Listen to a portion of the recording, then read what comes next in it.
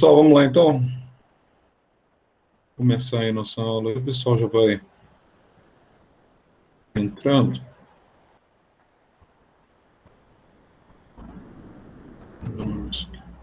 Aí já está projetando para vocês aí, né?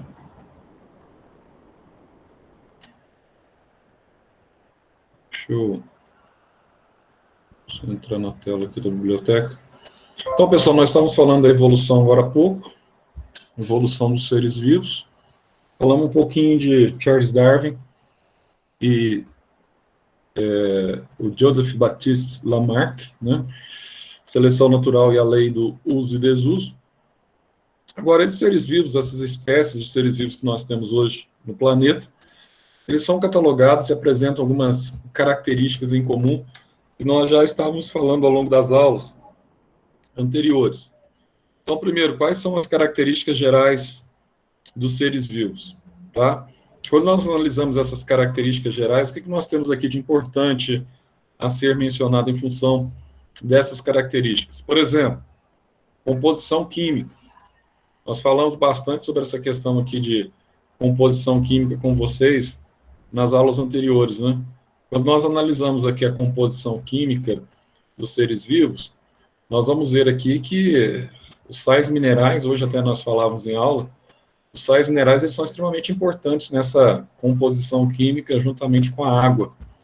Um detalhe interessante aí a mencionar com vocês, que não sei se vocês sabem, se é de conhecimento de vocês, aqui, ó, interessante que aqui, ó, que eu falei lá que vocês perguntaram da queimadura, a menina aqui, ó, perguntaram da queimadura hoje de manhã, ó, olha lá, ó, proteína queratina do cabelo, tá vendo aqui, ó, estão expandindo aí o cabelo da menina, proteína queratina, que dá uma sensação de bem-estar quando você queima, quando você passa no cabelo um dedo queimado ou algo do gênero, tá vendo a proteína lá, ó? Proteína de queratina, que nós mencionamos. Mas, enfim, os seres vivos, eles são formados basicamente compostos orgânicos e compostos minerais. A água, como nós mencionamos de manhã, ela é um dos principais componentes do nosso corpo. Então, cerca de 67% do nosso corpo é água. Nós temos, então, um meio que nós chamamos de meio aquoso. E não muito distante, não só do nosso corpo como um todo, mas de cada célula que compõe cada tecido do nosso corpo. Então, quando você analisa uma célula, a parte interna dela, você vai ter ali o citosol, tá? Ou também que nós chamamos de citoplasma fundamental. E o principal elemento presente no citoplasma fundamental, ou hialoplasma, nós chamamos de elemento aquoso, tá? Então, nós vimos células procarióticas, células eucarióticas. Nesses tipos de células ali, onde estão imersos os componentes do citoplasma? Zé, os componentes do citoplasma eles estão imersos em ambiente, tá, rico em água, ou seja, eles estão imersos em ambiente que nós chamamos de ambiente aquoso. Que legal, então ambiente aquoso, sim, ambiente aquoso. Então aqui, olha, além dessa questão aqui da água, você tem vários átomos de carbono também presentes aí, formando aí a parte da química orgânica, tá? Do seu corpo.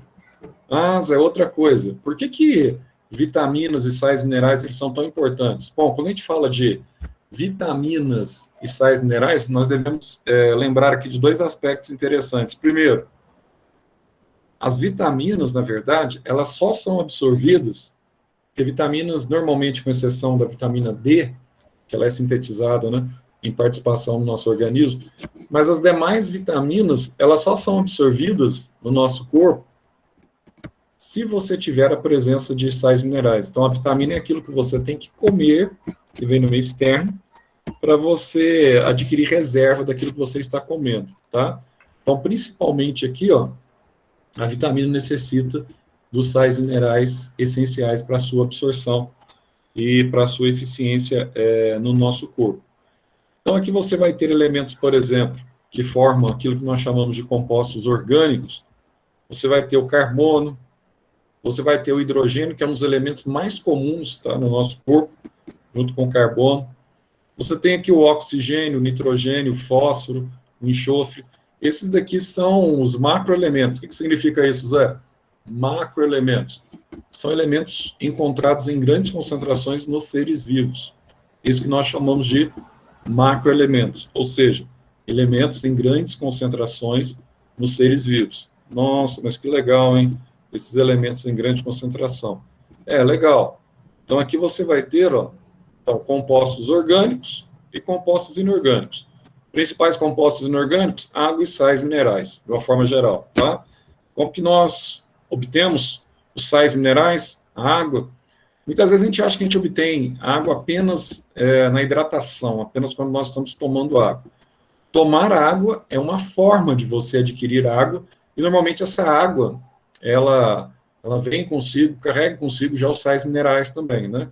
Ela vem da natureza e vem então com sais minerais, vem do local que nós chamamos de reino mineral, vamos chamar assim, né? Antigamente chamava de reino mineral. Agora, essa água ela não é obtida somente através da hiperidratação, quando eu tomo um copo de água, não sei se vocês sabem, tem animais no deserto, por exemplo, do Saara, que eles conseguem passar a vida toda sem tomar água. Tem um ratinho lá que é conhecido como rato canguru, tá?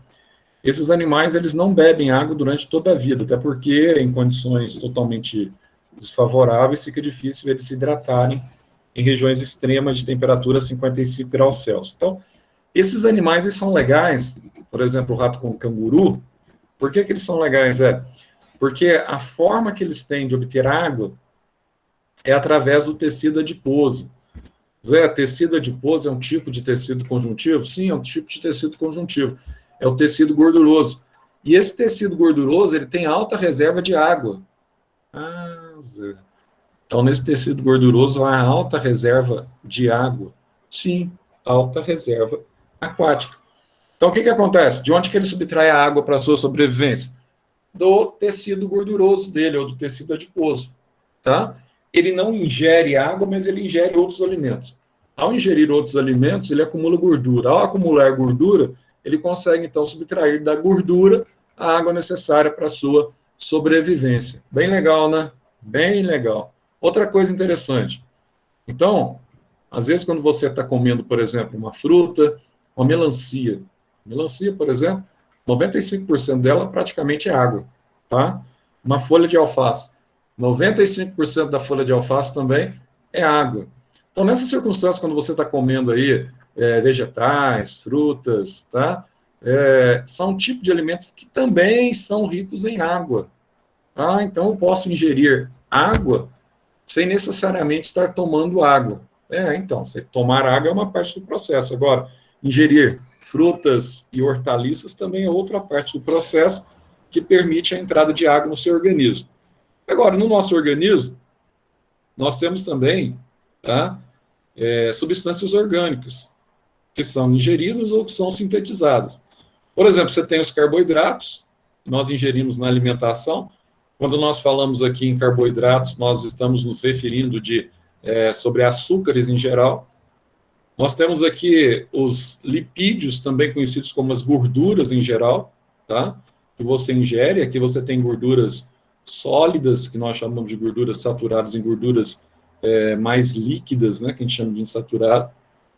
Aqui você vai ter aqui, as proteínas, tá, que formam aí os compostos proteicos, que você ingere também. Os ácidos nucleicos, que representam aqui o DNA e o RNA, o ácido desoxirribonucleico e o ácido ribonucleico.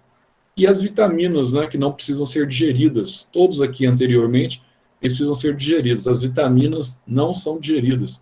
Elas são micromoléculas e são absorvidas diretamente pela nossa região das vilosidades intestinais ou microvilosidades intestinais. Então, a somatória desses compostos orgânicos e inorgânicos, obviamente, eles não só são vitais para a manutenção de vida de uma célula, como eles são vitais também para a manutenção da nossa vida de uma forma geral, a manutenção, tá, do nosso corpo, que é formado por conjunto de células que formam tecidos, que formam órgãos, que originam o sistema até formar o nosso organismo, tá? Uma lembrança que eu já mencionei para vocês, que a gente vai falar muito disso na química, compostos que nós chamamos de orgânicos ou compostos de carbono, principal elemento, tá, presentes nesses compostos que compõem o tecido nosso, por exemplo, né? A carne que nós temos. Esse composto é um composto orgânico e ele é rico no elemento carbono, assim como o diamante, grafite também, são compostos ricos em átomos de carbono, tá? Então, aí você tem a composição química. Agora, com relação à organização celular, nós vamos entender que, segundo aquela teoria da biologia clássica que nós mencionamos para vocês, aqui você está vendo aqui a célula que foi vista pela primeira vez no microscópio por Robert Hooke. Lembra que eu coloquei para vocês que ele, ao enxergar no microscópio, aqui, ó, ele colocou a cortiça. Cortiça é aquele tecido morto que reveste, por exemplo, o tronco de uma árvore. É aquele mesmo tecido novo, morto, que ele é utilizado para formar uma rolha, por exemplo. Isso é cortiça, tá? Então, essa rolha, se você cortar um pedacinho da rolha e colocar essa rolha no microscópio, o que você vai ter aqui, ó? Então, essa rolha aqui, você vai ver um objeto, você vai ver uma imagem como ele estava vendo aqui, ó. Então, o Hooke, quando ele viu essa imagem aqui, aquilo que eu já, acho que até mencionei para vocês, ele bateu o olho aqui e falou assim, nossa, essa ampliação aqui, ó, parece com as celas de um convento. Celas de um convento. Então, por causa do nome, celas, ele falou, mas são celas muito pequenininhas. Aí ele resolveu colocar o nome de celas em diminutivo. Então, diminutivo de celas, onde eram os quartos que abrigavam as freiras, ele resolveu colocar o nome de célula, no diminutivo, tá? Então, tá aí. E, pela teoria celular, a célula é a unidade básica de cada ser vivo. É a unidade estrutural de cada ser vivo. Nossa, Zé, mas que legal essa célula. É bem legalzinha essa célula. Então, dá uma olhadinha aqui agora. E nós vimos também, naquelas aulas que funcionaram como preâmbulo, tá? Para as aulas de Biologia, Física e Química,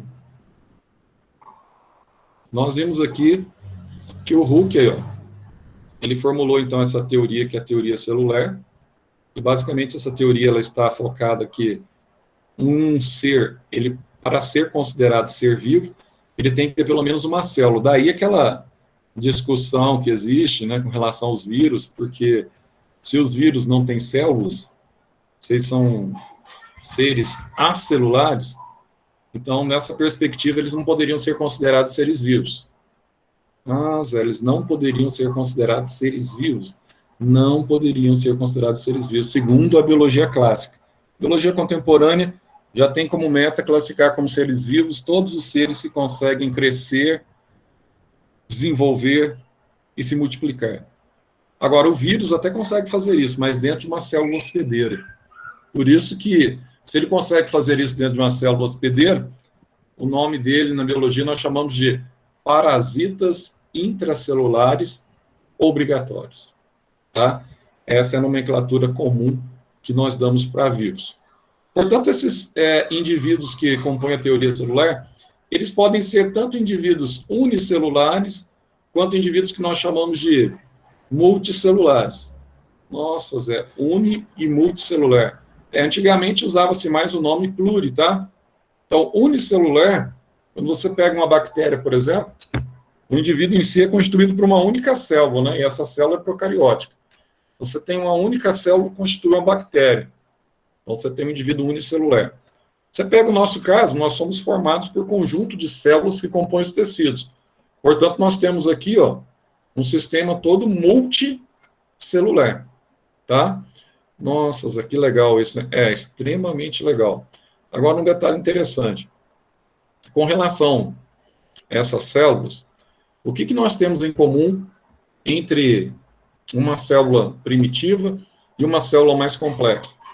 Bom, entenda por primitiva uma célula procariótica, quando comparada com uma célula que nós chamamos de eucariótica. O que nós vamos ter de similaridade aí? Na célula, tá, que nós chamamos de procariótica, e na célula eucariótica, nós temos aqui 3 situações que são parecidas. O que essas células têm em comum? Elas têm uma membrana de revestimento, e nós vamos chamar essa membrana aqui, tá, de membrana citoplasmática, ou apenas membrana plasmática, que apresenta uma permeabilidade seletiva, tá? Elas vão apresentar um citoplasma, que hoje nós chamamos também de citosol, e elas vão apresentar também um material genético, tá? Na célula procariótica, esse material genético aqui, ó, ele não tem uma membrana nuclear. Então, por isso que a gente chama de procários, né, sem a membrana nuclear. Então, o material genético, o DNA circular de uma bactéria, ele está presente no citoplasma bacteriano. Agora, quando eu pego uma célula eucariótica, qual que é a diferença? Na célula eucariótica, nós temos aqui uma outra perspectiva. Qual seria a outra perspectiva, Zé? Bom, na célula eucariótica, eu vou ter, então, um núcleo central e, revestindo o núcleo agora, vai surgir uma membrana de revestimento, que é a carioteca. Note você a nomenclatura que nós estabelecemos, ó, eucariótica. Então, quando a gente fala em eucariótica, nós estamos nos referindo de uma célula que tem eu na biologia é verdadeiro. Eu, no grego, significa verdade, de verdade. Cários significa membrana. Então, eu tenho uma membrana verdadeira em volta do núcleo. E essa membrana, tá, é porosa, e dentro do núcleo, na maioria das células, eu tenho um local que nós chamamos de núcleo dos núcleos, onde eu vou ter aqui o nucléu, onde fica o material RNA. E fora ali do nucléu, nas imediações do núcleo, eu tenho a cromatina, onde você vai ter a formação ali dos cromossomos. Então, olha só que legal. Olha que legal. Detalhe. Então, todas as células, não posso esquecer disso, né, meu cara? Todas as células têm membrana plasmática, tem citoplasma e tem material genético. Beleza. Todas as células, tanto procarióticas quanto eucarióticas, elas apresentam um organoide em comum. Qual é esse organoide, Zé? Ribossomo. Nossa, Zé, os ribossomos? Sim, para que servem, Zé? Para a síntese de proteínas. Ribossomos livres no citosol, no citoplasma fundamental. Mas tem uma diferença, né, Zé? Tem uma diferença. Os demais organoides, complexo de Golgi, lisossomo, retículo endoplasmático rugoso, retículo endoplasmático liso, cloroplasto, mitocôndria, centríolo, vacúolo, etc. Só temos nas células eucarióticas, ou seja, as células que apresentam um núcleo, tá, definido por carioteca. Fácil, né, Zé? É fácil, né? Nós vemos que essa matéria aqui, ó, é altamente medíocre, tá? Então tá aí. Uma matéria altamente medíocre. E aí vai falar aqui, então, dos 2 tipos de células aí na apostila de vocês, tá? E vai falar que o caso aqui nas células eucarióticas, você tem várias estruturas internas, inclusive estruturas relacionadas à respiração, que são as mitocôndrias, beleza? E aqui também ele vai falar dos vírus, que eu acabei de falar, embora eles sejam estruturas que nós chamamos de estruturas acelulares, mas eles conseguem sobreviver dentro da célula, né? E conseguem se multiplicar. Tendo em vista aí o SARS-CoV-2, o vírus que provoca a doença aí, a síndrome respiratória severa aguda, que nós chamamos de COVID, tá? COVID-19. Então, olha só que detalhe interessante. Então, os vírus, eles não têm célula, mas eles se multiplicam dentro de uma célula verdadeira. Então, não esqueçam essa nomenclatura, hein? Parasitas intracelulares obrigatórios. Nossa, Zé, que legal, são parasitas intracelulares obrigatórios. Ele vai falar um pouquinho sobre a questão do microscópio e a questão da microscopia, né? e a facilidade que nós temos a partir da microscopia na observação de micropartículas, né?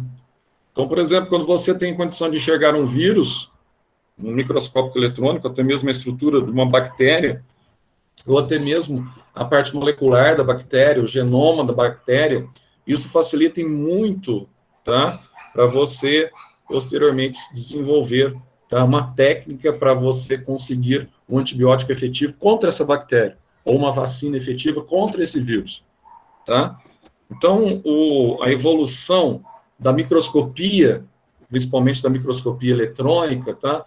Ela foi fundamental para que nós chegássemos nas tecnologias de ponta que nós temos hoje em todos os setores aí, básicos da biologia. Então, aqui, para resumir essa parte da apostila, tranquilo, né? Vamos voltar aqui, ó. Então, as características, vamos passar uma folhinha. Metabolismo também a gente conversou com vocês, fizemos um preâmbulo sobre essa questão do metabolismo, que é um assunto bastante divulgado, né? Procurei falar bastante para vocês sobre anabolismo e catabolismo, tá?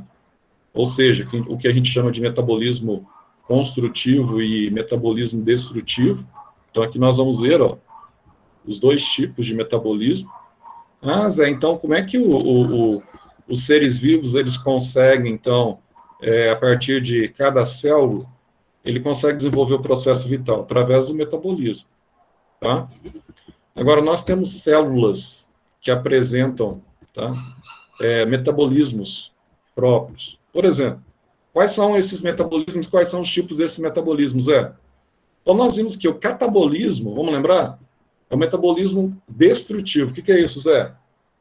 Ah, Zé, então, a minha célula, no local que eu chamo de mitocôndria, ele precisa do açúcar para a efetivação do processo respiratório. Beleza? Beleza. Então, olha só que legal. Se ele precisa do açúcar para efetivar o processo respiratório, ele vai quebrar o carboidrato e vai liberar quem? CO2 e água. Peraí, Zé, isso é respiração. É respiração. Ele quebra, combustão, queima o carboidrato na presença de um gás comburente.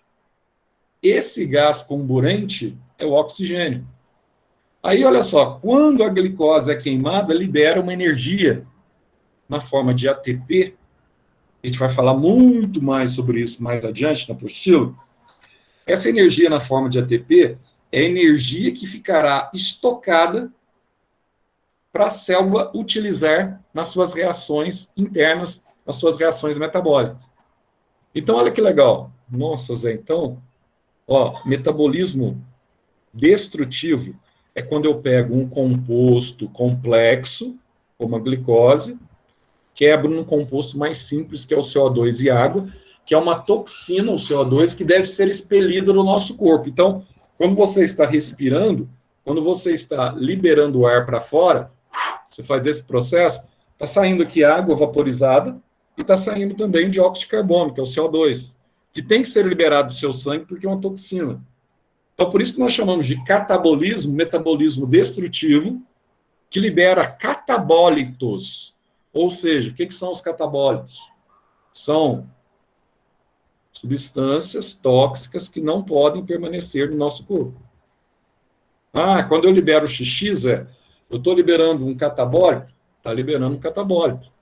Tá? Você está liberando uma substância tóxica que não pode permanecer no seu corpo. Ah, é verdade. Então, o xixi é um catabólico. É, urina. Se está liberando, é porque não serve, não presta para o seu corpo. É uma toxina, tá? À base de ureia. Ah, então, Zé, deixa eu entender. E o anabolismo? Quando a gente fala de anabolismo, a gente está falando do processo inverso. A gente está falando daquilo que nós chamamos de metabolismo construtivo. Zé, como é que funciona esse metabolismo construtivo? Olha só que legal. Metabolismo construtivo é você pegar substâncias simples e convertê-la em substâncias complexas. Então, guardou? Então, metabolismo, ó, construtivo. O vegetal, ele consegue captar CO2 no meio ambiente, pelos estômagos e absorver água do solo pelas raízes. Quando ele funde dentro dele CO2 e água, ele vai construir, na presença de luz, no processo fotossintético, uma molécula complexa, é uma molécula de açúcar, de glicose.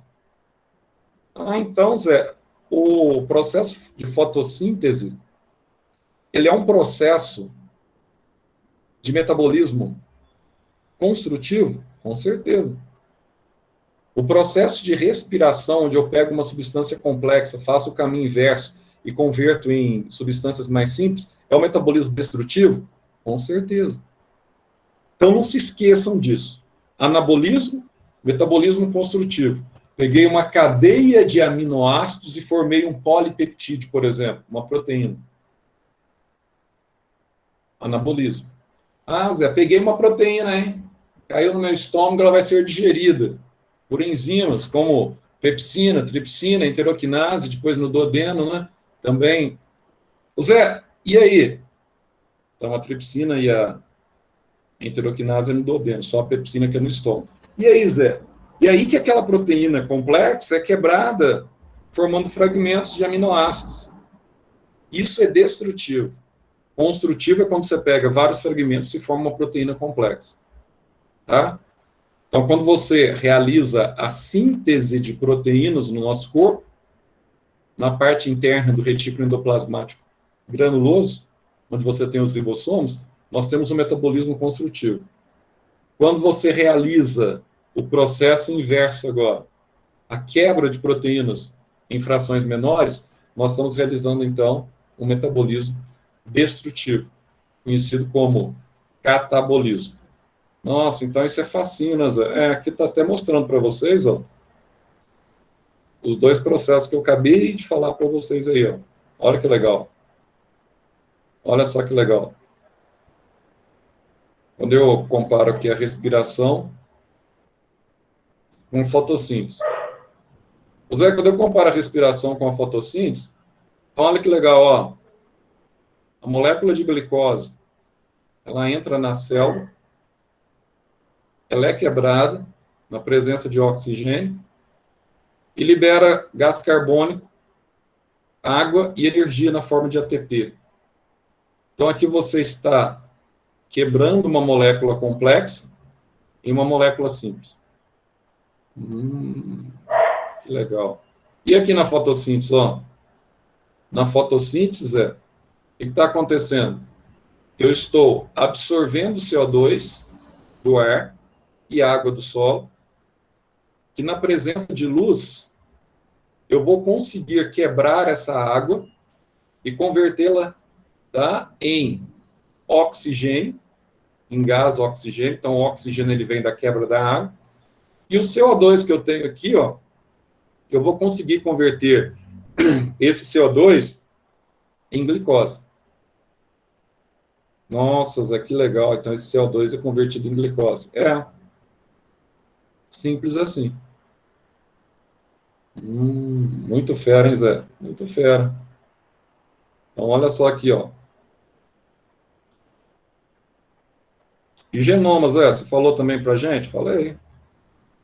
Genoma e a questão de você transferir o seu legado, a sua herança de pai para filho, tá?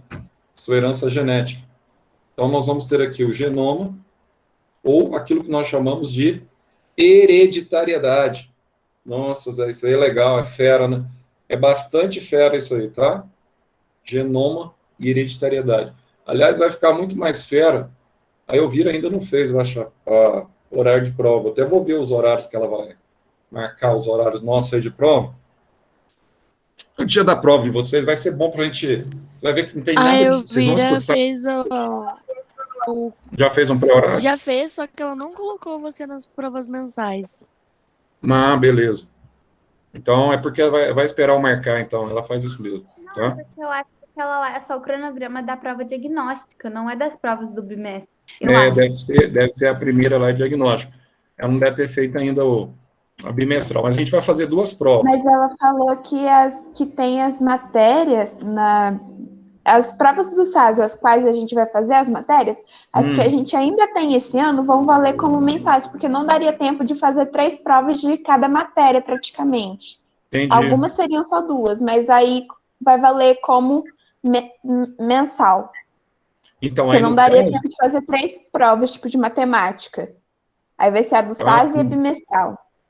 Entendi. Vai ficar o do SAS, então, a diagnóstico como se fosse mensal, né? É. Então, no nosso caso, como não vai ter essa diagnóstica, aí eu vou aplicar em vocês uma mensal e a bimestral, normal, tá? Aí vocês vão ficar com 2 provas, 10 pontos cada, mais ou menos é assim que a gente faz, ou uma 12, outra 8, ou 10 e 10, vocês que escolhem. E depois os 5 pontos, que são aqueles pontos da escola. E tem o simulado, 2 pontos, se não me engano, simulado, e acho que 3 de redação, não é? Acho que é isso mesmo, se não me falha a memória. Então, aí vocês concluem o bimestre. Só que vocês não vão ter, tipo assim, aquelas coisas, vai ter trabalhinho, vai olhar a tarefa valendo ponto. Não, tarefa é obrigação do aluno, entendeu? É aquilo que eu falei para vocês lá no início do ano. Tarefa. Hoje o Zé vai resolver ver um ou outro caderno aí e tal, para ver como é que estão as tarefas. Aí, boa sorte. Se olhar na tarefa do menino, o menino não fez tarefa, o que acontece? Se ele fez, acontece alguma coisa? Nada, é obrigação dele. Você não tem que validar uma coisa que é de obrigação. Agora, se ele não fez, ele vai perder ponto. A gente vai reduzindo o valor do bimestre, tá? Aí perde 2 pontos, aí o bimestre vale 22. Aí não ganha ponto porque faz tarefa, não. Tarefa é obrigação do aluno. É a parte do estudo. É mais emocionante, assim, vocês vão ver. Extremamente emocionante. Calma que vocês não... Oi, pode falar. Tem alguma... Oi, tô ouvindo, pode falar.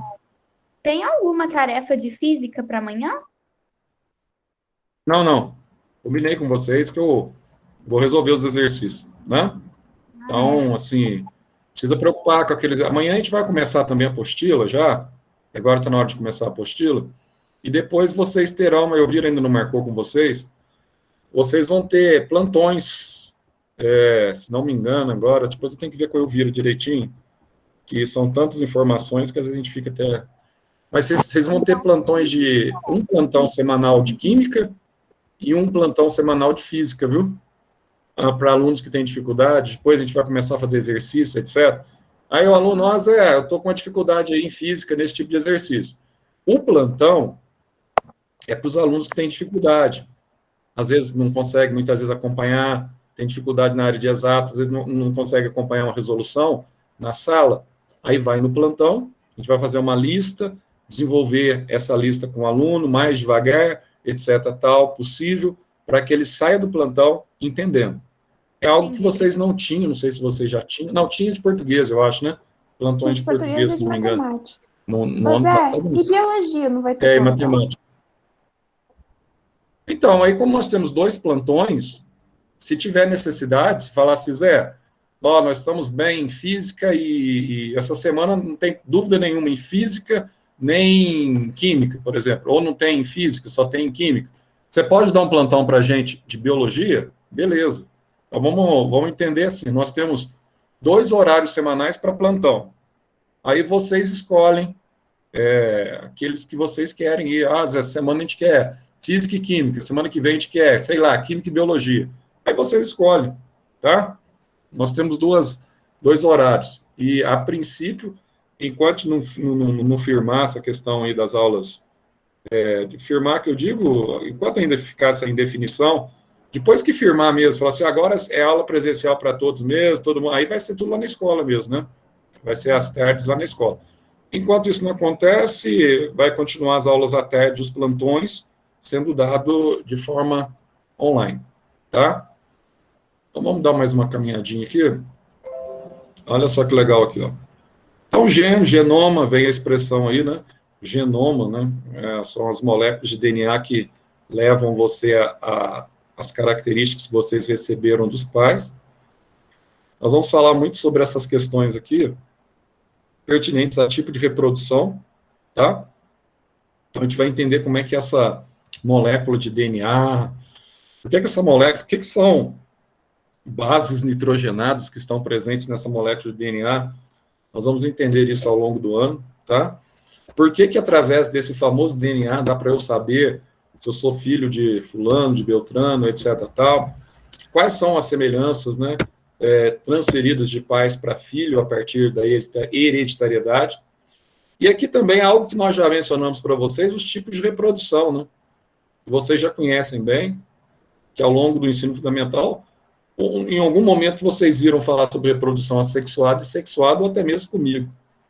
Então, quando a gente fala de reprodução assexuada, você não esqueça disso, coloque no cantinho da sua apostila, viu? Assexuada é a mesma coisa de agâmica, tá? Agâmica. Ô Zé, o que é agâmica? A palavra a significa o quê? Significa que não tem, tá? Gâmica significa gameta. Então, quando a gente fala de agâmica, é a reprodução que não há participação de gametas, não há fecundação. Então, por exemplo, Zé, quando eu tenho um processo de divisão celular, ali não tem participação de gametas. Não. A mitose, por exemplo, eu tenho uma célula, essa célula se multiplica, formam duas, depois formam uma das duas, formam mais duas, então você vai tendo ali um clone. E essa clonagem, como não tem participação de gametas, que nós chamamos de gametas parentais, o que vai acontecer? Você não tem variabilidade genética na reprodução assexuada, tá? Então, os indivíduos são clonados. Ah, se não tem variabilidade genética, eu não tenho mistura de características. Se eu não tenho mistura de características, todas as vezes que você tem, por exemplo, uma clonagem, uma reprodução assexuada, o indivíduo formado, ele é mais suscetível a desenvolver algumas doenças. Por que a ovelha Dolly, ela não prosperou? Ela morreu rapidinho. Lembra lá do primeiro exemplo de clonagem de animal? A ovelha morreu, porque qual era a variabilidade genética dela? Baixíssima. Então, quanto menor a variabilidade genética, maior o problema com doenças. Vou dar um exemplo para vocês, mesmo em humanos com reprodução sexuada. Se você pegar uma raça específica, você vai lá nos países nórdicos. O pessoal ali tem umas características muito similares. Quanto mais apurada é uma raça, você tem uma diminuição na variabilidade genética e você tem um aumento na susceptibilidade daquela raça de desenvolver determinadas doenças. Daí, quando você pega, por exemplo, um cãozinho vira-lata e um cãozinho de raça, o que vai acontecer? O vira-lata, ele tem muito mais variabilidade genética porque ele é produto de uma mistura de raças. Agora, já o cãozinho de raça, ele é raça apurada. Tá? Como ele é uma raça muito apurada, é muito mais provável que ele fique doente, é muito mais provável que ao longo do ciclo vital dele, ele tenha um ciclo vital muitas vezes mais curto do que um vira-lata. Tá? Mas aproveitando aqui, então, essa questão do cãozinho, além da reprodução assexuada, que também é muito comum nos vegetais, não só em animais, né? Então, por exemplo, estávamos falando hoje de manhã da pele. A nossa pele tem uma alta capacidade de reprodução, né, por mitose, de células por mitose, tá? Na reprodução sexuada, aí já é diferente. Na reprodução sexuada, então, tem o espermatozoide do pai e tem o ovócito da mãe. Aí, quando se funde, forma o ovo de onde nós nascemos. Mas nós temos aquilo que nós chamamos na biologia de herança parental. Opa, herança parental. Então, herança parental são as características adquiridas que eu recebi do meu pai e da minha mãe. Exatamente. Então, você recebeu as características aí, tá? O patrimônio, aquilo que é, Zé, eu recebi só coisas boas? Não. A gente recebe defeitos também, gênicos, né? Defeito no nosso genoma. E muitas vezes, não necessariamente você recebe também, diga-se de passagem, viu? Pode falar assim, Zé, tem uma determinada doença genética que minha família toda, ela sofre dessa doença. Bom, existe uma possibilidade de você ter essa doença, mas não quer dizer que você tem que ter essa doença. De repente, você vai ser um ponto fora da curva. Você vai nascer sem essa doença, tá? Mesmo você tendo uma herança nesse sentido. Então, o mais interessante na reprodução sexuada aqui, ó, guarde bem essa palavra. Essa palavra variabilidade genética ela é um dos pontos fundamentais para a sobrevivência das espécies dos seres vivos. Eu já falei para vocês, duas coisas fundamentais que nós temos no nosso planeta. Primeiro, fotossíntese, que permite aí a produção de oxigênio para que as nossas células consigam sobreviver. E segundo, o fenômeno de divisão, tá, celular, que nós chamamos de meiose, durante uma etapa que a gente vai ver mais lá na frente, não sei se é caderno 3 ou 4, uma etapa que a gente chama de prófase, onde vai acontecer a permutação. Em inglês, a palavra é crossing over, tá? Ou permutação, onde você tem trocas de material genético do pai e da mãe para formar um indivíduo único que é você, tá? Embora nós temos clones também humanos, quando nascem gêmeos univitelinos, nós temos indivíduos que são clones um do outro, tá? São indivíduos clonados, são idênticos. Agora, a única coisa assim que não é idêntico é o pensamento, né? Cada um tem o seu próprio pensamento. Pode ter o mesmo hemisfério cerebral, mas cada um tem as suas próprias características e pensamentos. São idênticos, só no pensamento que não. E, deixa eu ver aqui, deixa eu passar a reprodução. Questão da evolução, a gente começou a falar hoje de manhã. Espera aí, deixa eu voltar. Tá osso aqui, essa pagininha aqui, viu? Deixa eu aumentar aqui. Estou falando com vocês aí, eu não enxergo nada desse negócio. Eles tiraram os livros digitais, agora que eles estão recolocando. Agora está só a apostila com 2 páginas. E a apostila com 2 páginas é muito ruim para se enxergar. Então está aqui, ó. Mas aí a questão da evolução. Bom, a questão da evolução, nós já demos um toque para vocês hoje. Como é que nós respaldamos essa teoria evolutiva, Zé? Bom, um dos elementos que respalda a questão da evolução das espécies é quando você encontra o que nós chamamos de fósseis, de supostos indivíduos que já existiram anteriormente. Ah, Zé, então nós temos os fósseis, né? Temos.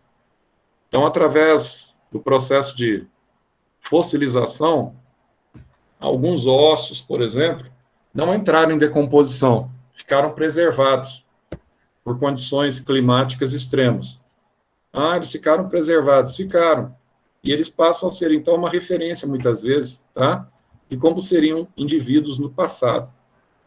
E essa evolução, aí você tem, então, vocês já viram lá do naturalista, ele era um pastor, na verdade, anglicano, Charles Darwin, que ele propõe essa teoria da evolução, tá? Da origem das espécies. É interessante citar que o Darwin, ele não era ateu, tá? Ele, como ele foi pastor, né, da igreja da Inglaterra, lá, a igreja anglicana, ele era um indivíduo que acreditava em Deus. Só que o pessoal que deu sequência à teoria da evolução ficou muito focado depois ao ateísmo, tá? Aí esse pessoal hoje, os evolucionistas, em grande parte, pelo menos na comunidade científica, eles são ateus, ou pelo menos eles negam a existência de um Deus criador, vamos chamar assim, tá? Porque eles acham que o Big Bang foi obra do acaso, toda aquela emanação de energia, todo o processo que levou à origem das espécies, foi apenas obra do acaso. E na teoria da evolução, quando Darwin propôs essa teoria, ele não estava pensando muito sobre isso. Ele queria simplesmente estabelecer uma conexão entre os seres vivos, entre os animais, tá? Quando ele estava ali viajando nas Ilhas Galápagos, né, que ele começou a observar o bico dos pássaros, ele começou a ver as semelhanças entre diversas espécies de animais. Então, não tinha nada demais. Mas aí ele estabelece, então, um detalhe interessante que nós falamos para vocês hoje de manhã, a seleção natural, né? Seleção natural é legal porque ela parte da prevalecência que sempre o mais forte ele vai sobreviver. Até nós já mencionamos para vocês, tá? Essa questão. Então, o mais forte sobrevive. E aqui você tem algumas situações interessantes na própria cadeia alimentar, quando você compara aqui, ó, a questão da predação. É interessante que, às vezes, é difícil você enxergar a predação, você enxergar um leão saltando, né, nas costas de uma zebra, você fica com dó até, né? Mas aquilo ali é um controle que nós chamamos de controle biológico, para evitar que haja uma superpopulação de zebras, e quando falta zebra, se aparecer muito leão, o leão começa a morrer de fome também. Aí não vai ficar uma superpopulação de leão, ele morre de doença e de fome, tá? Então, a natureza, ela se encarrega em estabelecer esse mecanismo de controle populacional, tá? E dentro desse controle populacional, a seleção natural de Darwin, ela é fundamental. Por quê? Porque o mais forte, ele prevalece na luta para a sobrevivência de uma determinada espécie. Para a gente fechar aqui, ó, nós mencionamos isso para vocês também, a questão da excitabilidade, da irritabilidade. Então, o nosso corpo é formado por rede de células nervosas. Se você está num ambiente extremamente escuro, na hora que você começa a clarear um pouquinho, você olhar no espelho, você vai ver que a pupila do teu olho está grandona. Por quê? A pupila do olho é responsável pela entrada da luz no teu corpo. E você enxerga porque a luz entra. Ah, Zé, então se a luz entra, eu enxergo. É óbvio, se a luz entra, você enxerga. Se a luz não entra, você não enxerga. Se estiver no escuro absoluto, você não vê nada, não tem luz. Nós precisamos da luz para enxergar. Agora, se você está num local muito iluminado, você não pode, a luz não pode entrar muito, senão ela atrapalha a tua visão, fica muito claro lá dentro do olho, no fundo do olho, tá? Aí o que acontece? Tua pupila, ela retrai, fica pequenininha. Você olha assim, ó, a pupila, aquela parte pretinha do olho, tá só uma bolinha pequenininha. Quando você está, então, num ambiente muito claro, ela fica pequenininha. Quando você está num ambiente mais escuro, ela dilata para captar a pouca luz que há naquele ambiente. Só que esse movimento que a gente tem, tá, de excitabilidade, por exemplo, da pupila, ela depende da luz do ambiente. Você não é você que está regulando, fala assim, agora eu quero que a minha pupila dilate, ou que a minha pupila contrai, nada disso, tá? Então, a gente vai ver que os seres vivos, eles respondem a situações. Então, se você coloca um negócio gelado, ou se você está sentindo, você entra num ambiente muito frio, no frigorífico, na câmara frigorífica, você fica todo arrepiado, tá? Se você queima, você tem irritação no local. Então, nós respondemos a estímulos, não só nós, mas também os vegetais. Já viu o girassolzinho? O girassol, ele vai, durante o dia, ele vai se movimentando em função do nascer do sol, em função do pôr do sol, tá? O girassol, ele nasce com o sol e vai girando durante o dia, ó. A luz faz com que ele gire até o pôr do sol. Então, ele gira ali 180 graus, por isso que ele chama girassol. É um exemplo que nós temos de heliotropismo, também conhecido como fototropismo, tá? Então, beleza. Vamos ver aqui agora. Acabando a nossa aula, né? 2 minutinhos. Coloca para mim aí, por favor, aí, presente aí em frente o nome, como vocês já estão acostumados aí no chat.